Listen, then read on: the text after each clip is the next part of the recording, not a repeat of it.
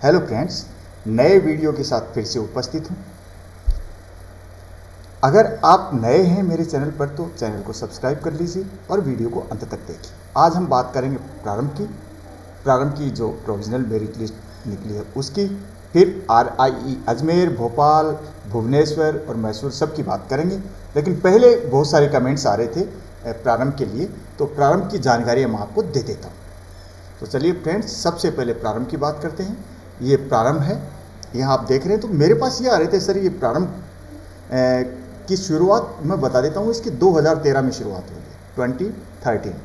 और ये इसका एफिलिएशन है वो महर्षि दयानंद यूनिवर्सिटी रोहतक से इसका एफिलिएशन है।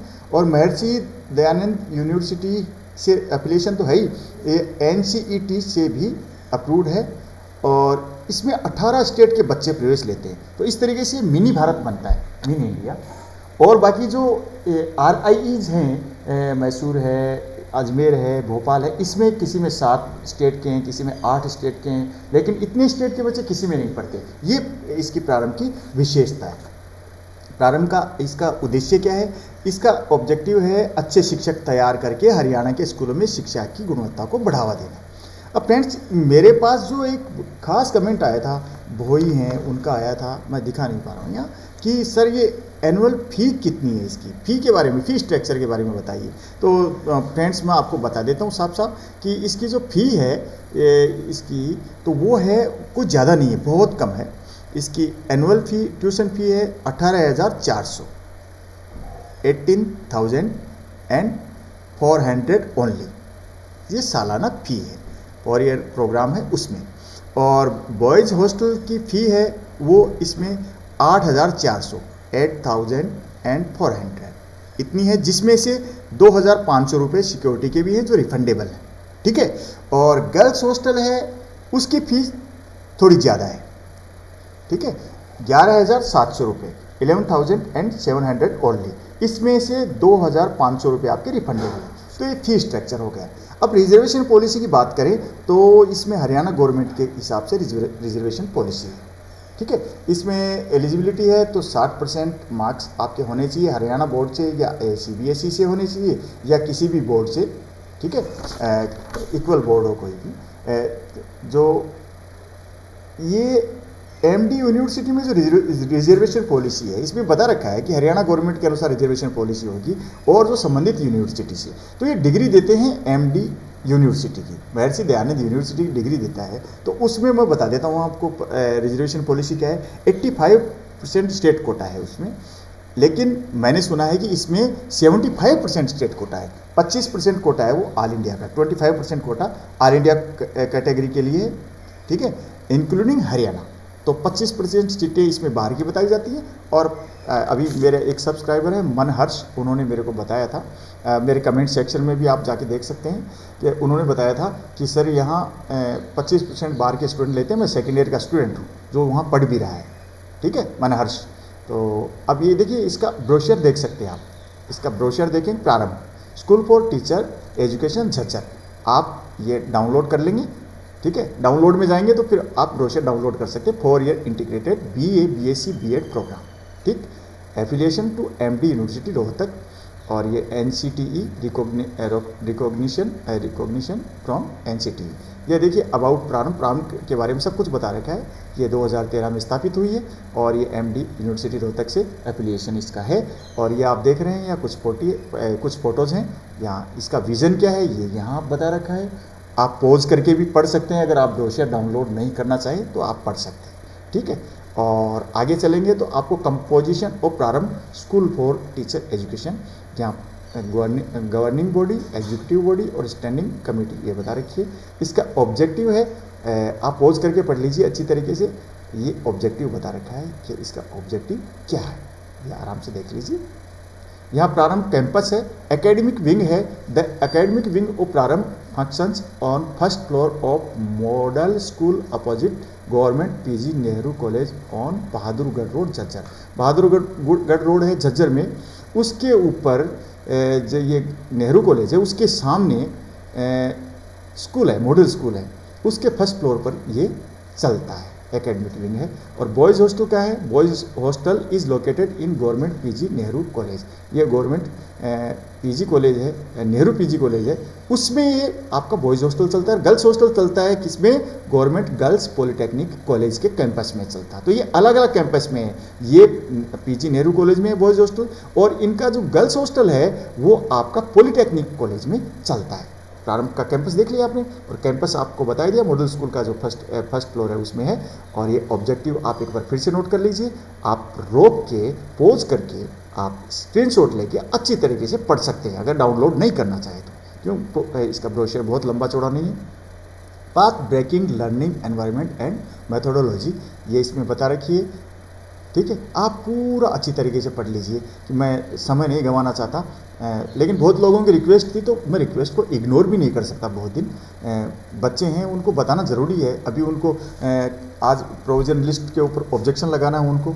अब ये देख लीजिए एलिजिबिलिटी क्या है, eligibility 60% marks in 10+2 board of school education Haryana और its equivalent from recognised board of secondary education CBSE and ICSE।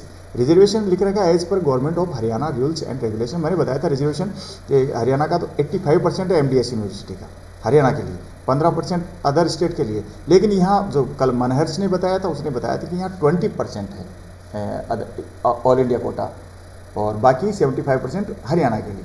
Admission procedure इसमें बता रखा है कि किस तरीके से वो आप जानते हैं, CEE के साथ ये हमें इसमें भरना पड़ता है। 70 सीटें आपकी BSc B.Ed की हैं और 30 सीटें आपकी BA B.Ed की। फ़ी यहाँ बता रखी है, द एनुअल ट्यूशन फ़ी है रुपये 18,400 ओनली, और यहाँ बॉयज़ हॉस्टल फ़ी है, ये आपको मैं दोबारा रिपीट कर रहा हूँ, ये आप देख लीजिए। मैंने जो बताया था यहाँ बस ये ब्रोशर ख़त्म हो गया, तो ये आपकी जानकारी भी यहाँ पूरी होती है। और कोई जानकारी हो, और कोई यहाँ प्रारंभ में पढ़ रहे हैं और कोई इस वीडियो को देख रहे हैं, तो मेरे को और भी कोई जानकारी हो हॉस्टल फैसिलिटी के बारे में, कल मेरे को बताया था कि थोड़ी सी कमज़ोर है हॉस्टल फैसिलिटी, लेकिन एक बात और भी बताई कि यहाँ फैकल्टी बहुत अच्छी है, फैकल्टी पूरी है, एक बायोलॉजी की फैकल्टी को छोड़ के पूरी फैकल्टी है, और एक आर्ट्स का भी कम है, बाकी फैकल्टी पूरी बताई थी मनहर्ष ने। तो आप समझ गए होंगे। और भी कोई इससे संबंधित क्वेश्चन हो तो मेरे को बताइए, और आपको कुछ यहाँ के बारे में पता हो तो मेरे को ज़रूर बताइए, जिससे औरों को भी मैं बता सकूँ। तो अब बात करते हैं फ्रेंड्स RI अजमेर की।